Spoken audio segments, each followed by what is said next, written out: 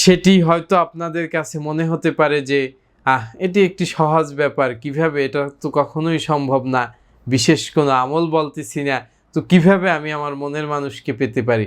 অবশ্যই আপনি আপনার মনের মানুষকে পেতে পারেন, এবং আমি যেই আমলটি বলবো এর থেকে পৃথিবীতে আর কোনো সঠিক উপায় কেউ বলতে পারবে কিনা আমি জানি না। আসসালামু আলাইকুম রহমতুল্লাহি ওয়া বারাকাতুহু। আলহামদুলিল্লাহ নাহমাদুহু ওয়া নুসাল্লি আলা রাসূলিল কারীম, আম্মা বাদ। প্রিয় দর্শক শ্রোতা, আমাদের দর্শকদের মধ্যে অনেকেই হন্যে হয়ে খুঁজে বেড়ান একটি তদবিরের জন্য, একটি আমলের জন্য, একটি উপায় অবলম্বনের জন্য, যেই উপায়ে আপনি আপনার মনের মানুষকে পেতে পারেন। কিন্তু অনেক সময় দেখা যায় যে আপনারা হতাশ হয়ে পড়েন, বিভিন্নভাবে বিভিন্ন চেষ্টা করে যখন না পারেন যে কিভাবে আপনার মনের মানুষটিকে নিজের করে নেবেন, তখন আপনারা হতাশায় নিমজ্জিত হয়ে যান।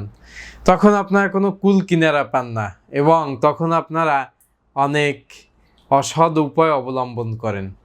প্রিয় দর্শক শ্রোতা, আপনাদের সকলের কাছে একটি আহ্বান থাকবে, আপনারা আপনার মনের মানুষকে নিজের করে নিতে অবশ্যই সকল ধরনের অসৎ উপায় অবলম্বন থেকে বিরত থেকে সঠিক পন্থায় যদি আপনি আপনার মনের মানুষকে চাইতে পারেন, ইনশাআল্লাহ আপনি আপনার মনের মানুষকে পেয়েই যাবেন। প্রিয় দর্শক শ্রোতা, আজকের আমি এই ভিডিওতে কথা বলবো কিভাবে আপনি আপনার কাঙ্ক্ষিত মনের মানুষকে নিজের করে নেবেন। কোনো ধরনের অসৎ উপায় অবলম্বন করতে হবে না, কোনো ধরনের জাদুটোনা করতে হবে না, কোনো ধরনের ক্ষতি করতে হবে না। ইনশাআল্লাহ সঠিকভাবে যদি আপনি আজকের এই ভিডিওটি দেখেন এবং আমল করেন, তাহলে অবশ্যই আপনি আপনার মনের মানুষকে পেয়ে যাবেন। প্রিয় দর্শক শ্রোতা, আমরা অনেক সময় মনের মানুষকে পাওয়ার জন্য হন্যে হয়ে বিভিন্ন ধরনের উপায় অবলম্বনের চেষ্টা করি, কিন্তু দেখা যায় কোনো উপায়ই কাজে আসে না। আমি আজকের এমন একটি উপায় আপনাদেরকে বলবো, যেই উপায়টি যদি আপনি অবলম্বন করতে পারেন, ইনশাআল্লাহ আপনি আপনার মনের মানুষকে পেয়েই যাবেন। তবে সেক্ষেত্রে আপনাকে একটি জিনিস অবশ্যই মাথায় রাখতে হবে, আপনি আপনার মনের মানুষকে সৎভাবে কল্যাণের পথে আপনি চাইতেছেন কিনা। অবশ্যই কোনো ধরনের খারাপ উদ্দেশ্য থাকলে সেটি আপনি পরিহার করুন।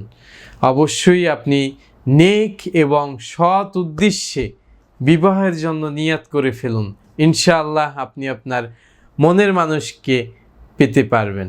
আজকের মূল যে বিষয়টি রয়েছে, মূল যে আমলটি আমি আপনাদেরকে উল্লেখ করতে যাচ্ছি, সেটি হয়তো আপনাদের কাছে মনে হতে পারে যে এটি একটি সহজ ব্যাপার, কিভাবে, এটা তো কখনোই সম্ভব না, বিশেষ কোনো আমল বলতেছি না, তো কিভাবে আমি আমার মনের মানুষকে পেতে পারি?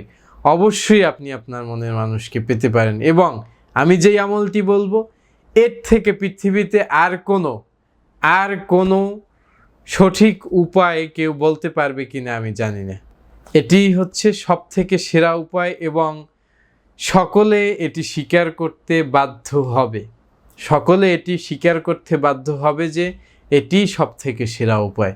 প্রিয় দর্শক শ্রোতা, তো মনের মানুষকে কাছের করে পেতে, নিজের করে পেতে, নিজের একদম হালাল উপায়ে নিজের মতো করে পেতে অবশ্যই আপনার যেই কাজটি করতে হবে, হাদিসে বর্ণিত যেই সময়গুলো রয়েছে, যেই সময়গুলোতে আল্লাহর রহমতের দরজা, আসমানের দরজা খোলা থাকে, সেই সময়গুলোতে এমনভাবে আপনাকে প্রার্থনা করতে হবে যে আল্লাহ আপনার আবেগ এবং আপনার এত পরিমাণে কায়মানা দেখে সে আপনাকে আপনার কাঙ্ক্ষিত বস্তুটি না দিয়ে আর পারবে না। বান্দা যখন আল্লাহ পাক রব্বুল আলামিনের কাছে একদম চূড়ান্ত পর্যায়ে চাইতে পারে, এমন করে চাইতে পারে যে হে আল্লাহ, আমার কিচ্ছু নাই, একদম কিচ্ছু নাই, একমাত্র আপনিই হচ্ছেন আমার মালিক, আমার আর কোনো উপায় নেই, আপনি যদি আমাকে এই জিনিসটি দান না করেন সেক্ষেত্রে আমার আর কোনো উপায় থাকবে না, আমি আর কিছুই করতে পারি না, আপনি একমাত্র সর্বময় ক্ষমতার মালিক, আপনি আমার এই দোয়াখানা কবুল করুন। এভাবে করে করে একদম কান্নাকাটি করে একদম বাচ্চাদের মতন করে, বাচ্চারা দুধ না পেলে যেভাবে কান্না করতে থাকে, ঠিক আল্লাহ পাক রব্বুল আলামিন এর কাছে একদম গোলামের মতন যদি আপনি চাইতে পারেন, বেহায়ার মতন, বেলজ্জার মতন, যে আল্লাহ তুমি আমাকে না দিলে আমি চাইতেই থাকবো, আপনি আমাকে ছাড়তেই পারবেন না, আপনার দিতেই হবে, এরকম একদম বেলজ্জা বেশরমার মতন যদি আপনি চাইতে পারেন, এবং হাদিসে বর্ণিত যেই সময়গুলো রয়েছে, যেই সময়গুলো আল্লাহর রহমতের দরজা খোলা থাকে, সেই সময়গুলোতে যদি আপনি চাইতে পারেন, তাহলে এর থেকে আর কোনো বড় আমল হতেই পারে না। এবং সকলে এটি স্বীকার করতে বাধ্য হবে যে এই সিস্টেমে যদি আপনি চান, তাহলেই আপনার মনের মানুষটিকে নিজের করে পেতে পারবেন। প্রিয় দর্শক শ্রোতা, আমি শুধুমাত্র বেশ কয়েকটি হাদিসে বর্ণিত সময়ের কথা আপনাদের কাছে উল্লেখ করতে চাই, যেই সময়গুলোতে আপনি যদি আল্লাহ পাক রব্বুল আলামিনের কাছে চাইতে পারেন, তাহলে ইনশাআল্লাহ আপনি আপনার মনের মানুষকে কাছের করে নিতে পারবেন। প্রিয় দর্শক শ্রোতা, হাদিসে বর্ণিত আছে, যখন আজান দে তখন তোমরা প্রার্থনা করো, কেননা আজানের সময় আসমানের দরজাসমূহ খুলে দেয়া হয়। অতএব এই আজানের সময়টাতে আমরা কাজে লাগাবো এবং আল্লাহর কাছে প্রার্থনা করব। প্রিয় দর্শক শ্রোতা, অন্য আরেকটি হাদিসে এসেছে, যখন বৃষ্টি পড়ে তখন তোমরা আল্লাহর কাছে বেশি বেশি প্রার্থনা করো, কেননা সেই সময়টিতে আসমানের দরজাসমূহ এবং আল্লাহর রহমতের দরজাসমূহ খুলে দেয়া হয়। অতএব তোমরা এই সময়টিতে বেশি বেশি প্রার্থনা করো। প্রিয় দর্শক শ্রোতা, আপনি আরেকটি সময় দোয়া করতে পারেন। হাদিসে বর্ণিত হয়েছে, যখন দুপুর গড়িয়ে সূর্যটি হেলে যায়, ঠিক সেই সময় থেকে জোহরের ওয়াক্ত শেষ হওয়ার আগ পর্যন্ত যেই মুহূর্তটা, এই মুহূর্তটায় আল্লাহর রহমতের দরজা এবং আসমানের দরজাসমূহ খুলে দেয়া হয়। এই সময়টিতে আল্লাহ পাক রব্বুল আলামিন বান্দাদের দোয়া কবুল করে থাকেন। অতএব এই সময়টিতে আপনি দোয়া করতে পারেন।